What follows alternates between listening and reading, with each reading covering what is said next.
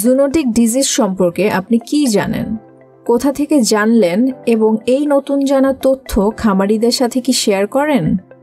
এই জুনেটিক যে রোগটা, এটা আমি জানি যে মানে আগে অল্প জানতাম যে এটা অনেক রোগ হয় যেগুলো মানুষ থেকে গরু ছাগলের হয় বা গবাদি প্রাণীর হয়, আবার গবাদি প্রাণী থেকে মানুষেরও হয়। কিন্তু আপনার সুদক্ষ অ্যাপের লার্নিংয়ের যে মডিউলটা, এইখানে এটার বিস্তারিত সম্পর্কে বলা আছে যে যেমন আপনার মুরগি থেকে যেমন মানুষের আপনার রোগ হয়, যেমন গরু ছাগল থেকে মানুষের হয় বা মানুষ থেকে গরু ছাগলের হয়। এইগুলো আমি সুদক্ষ অ্যাপের এই লার্নিং থেকে বিস্তারিত জানছি। আগে অল্প জানতাম, ততটা জানতাম না যে এটা আসলে আমাদের জন্য কতটা ক্ষতিকারক বা এটার করণীয় কি, এগুলো আমরা জানতাম না। গত 2 দিন আগে অ্যানথ্রাক্স রোগে আমার পাশে একটা গরু মারা গেছে। এটা জুনোটিক রোগ, এটা কিন্তু সবাই জানে না বা আমরাও জানতাম না। এটা যখন এই সুদক্ষ অ্যাপসে ব্যবহার করছি তখনই আমরা জানতে পেরেছি যে এই যে অ্যানথ্রাক্স রোগটা আছে এটা জুনোটিক রোগ।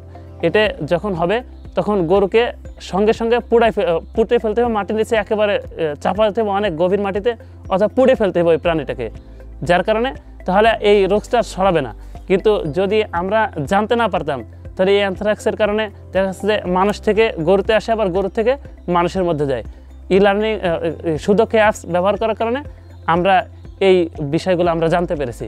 এটা খামারিকেও জানানো হচ্ছে, এটা অনেক ফলপ্রসূ একটা কাজ, এটা অত্যন্ত ভালো কাজ। আগে হয়তো সুদক্ষ অ্যাপস ব্যবহার করার আগ পর্যন্ত আমি জেনেটিক রোগ সম্পর্কে কিছু জানতাম না, কিন্তু যখন দেখলাম অ্যানথ্রাক্স রোগ গরুর মাধ্যমে ছড়ায়, তখন আমি অসুস্থ গরু কাউকে পরামর্শ করি না যে এটা জবাই করেন, কিংবা যদি কেউ জবাই করতে যায় তাকে নিষেধ করি যে এটা জবাই করেন না, কারণ এটা আপনার ক্ষতি, আমার ক্ষতি, আশপাশের লোকেরও ক্ষতি। তো এটা আগে যেহেতু জানতাম না, সেহেতু আগে তো অনেক হয়েছে, হয়তো আমার সমাজের কারণে অপকৃত হয়েছে, কিন্তু এখন সুদক্ষ অ্যাপসের মাধ্যমে তো জানি, তো এখন তো আর ওই চান্স নেই।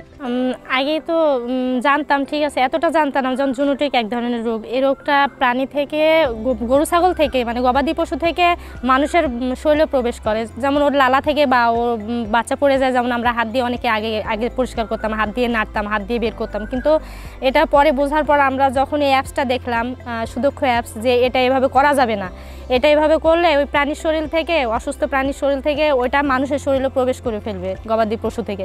তখন আমরা নিজেদেরকে সেফটি রাখার জন্য ওই অ্যাপসের ওটা দেখে নিজেদের হাতে হ্যান্ড গ্লোভস পরে আমরা তারপর কাজ করি, যাতে প্রাণীর ওই গবাদি প্রাণীর যে এগুলো জীবাণু, সেগুলো যাতে আমাদের শরীরে প্রবেশ না করতে পারে। এগুলো আমরা যারা খামারি আছে তাদেরকে ওই ধারণাটা দিই। এই সুদক্ষ অ্যাপস থেকে এই ধারণাটা মোটামুটি আমি শিখছি এবং আমার ভালো ধারণা এসছে।